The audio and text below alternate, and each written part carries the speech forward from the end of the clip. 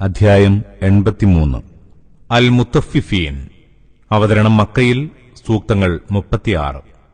മുത്തഫിഫീൻ എന്നതിന്റെ ഭാഷാർത്ഥം കള്ളത്താപ്പുകാരെന്നാണ്. 1-ാം സൂക്തത്തിൽ ഈ പദം വന്നിട്ടുണ്ട്. പ്രവാചകന്റെ മക്ക ജീവിതത്തിന്റെ ആദ്യകാലത്ത് അവതീർണമായി. മുഖ്യപ്രമേയം പരലോക വിശ്വാസമാണ്. സാമ്പത്തിക കുറ്റകൃത്യത്തെ കൈകാര്യം ചെയ്തുകൊണ്ടാണ് തുടക്കം. ബിസ്മില്ലാഹിർ റഹ്മാനിർ റഹീം.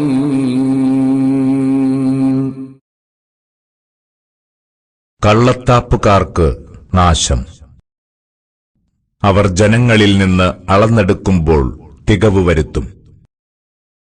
ജനങ്ങൾക്ക് അളന്നോ തൂക്കിയോ കൊടുക്കുമ്പോൾ കുറവ് വരുത്തുകയും ചെയ്യും. അവരോർക്കുന്നില്ലേ തങ്ങൾ ഉയിർത്തെഴുന്നേൽപ്പിക്കപ്പെടുന്നവരാണെന്ന്? ഭീകരമായ ഒരു ദിനത്തിൽ, പ്രപഞ്ചനാഥങ്കൽ ജനം വന്നു നിൽക്കുന്ന ദിനം. സംശയമില്ല, കുറ്റവാളികളുടെ കർമ്മരേഖ സിജ്ജീനിൽ തന്നെ. സിജ്ജീൻ എന്നാൽ എന്തെന്ന് നിനക്കെന്തറിയാം? അതൊരു ലിഖിത രേഖയാണ്. അന്നാളിൽ നാശം സത്യനിഷേധികൾക്കാണ്. അവരോ പ്രതിഫല നാളിനെ കള്ളമാക്കി തള്ളുന്നവർ. അതിക്രമിയും അപരാധിയുമല്ലാതെ ആരും അതിനെ തള്ളിപ്പറയുകയില്ല. നമ്മുടെ സന്ദേശം ഓതിക്കേൾപ്പിക്കുമ്പോൾ അവൻ പറയും, ഇത് പൂർവികരുടെ പൊട്ടക്കഥകളാണ്. അല്ല, അവർ ചെയ്തുകൂട്ടുന്ന കുറ്റങ്ങൾ അവരുടെ ഹൃദയങ്ങളിന്മേൽ കറയായി പറ്റിപ്പിടിച്ചിരിക്കുകയാണ്. നിസ്സംശയം ആ ദിനത്തിൽ അവർ തങ്ങളുടെ നാഥനെ ദർശിക്കുന്നത് വിലക്കപ്പെടും. പിന്നെ അവർ കത്തിക്കാളുന്ന നരകത്തീയിൽ കടന്നെരിയും. പിന്നീട് അവരോട് പറയും, നിങ്ങളെന്നും നിഷേധിച്ചുകൊണ്ടിരുന്ന ശിക്ഷയാണിത്. സംശയമില്ല, സുകർമ്മികളുടെ കർമ്മരേഖ ഇല്ലിയീനിലാണ്. ഇല്ലിയീനെ സംബന്ധിച്ച് നിനക്കെന്തറിയാം? അതൊരു ലിഖിതരേഖയാണ്. ദൈവസാമീപ്യം സിദ്ധിച്ചവർ അതിന് സാക്ഷികളായിരിക്കും. സുകർമ്മികൾ സുഖാനുഗ്രഹങ്ങളിലായിരിക്കും. ചാരുമഞ്ചങ്ങളിലിരുന്ന് അവരെല്ലാം നോക്കിക്കാണും.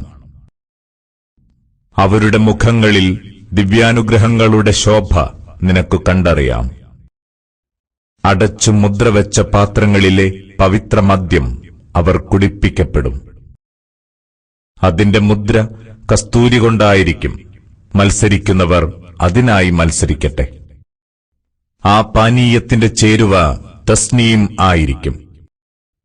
അതോ ദിവ്യസാന്നിധ്യം സിദ്ധിച്ചവർ കുടിക്കുന്ന ഉറവ. കുറ്റവാളികൾ സത്യവിശ്വാസികളെ കളിയാക്കി ചിരിക്കുമായിരുന്നു. അവരുടെ അരികിലൂടെ നടന്നു പോകുമ്പോൾ അവർ പരിഹാസത്തോടെ കണ്ണിറുക്കുമായിരുന്നു. അവർ തങ്ങളുടെ കുടുംബങ്ങളിലേക്ക് രസിച്ചുല്ലസിച്ചാണ് തിരിച്ചു ചെന്നിരുന്നത്. അവർ സത്യവിശ്വാസികളെ കണ്ടാൽ പരസ്പരം പറയുമായിരുന്നു, ഇക്കൂട്ടർ വഴിപിഴച്ചവർ തന്നെ തീർച്ച. സത്യവിശ്വാസികളുടെ മേൽനോട്ടക്കാരായി ഇവരെ ആരും ചുമതലപ്പെടുത്തിയിട്ടില്ല. എന്നാൽ അന്ന് ആ സത്യവിശ്വാസികൾ സത്യനിഷേധികളെ കളിയാക്കി ചിരിക്കും.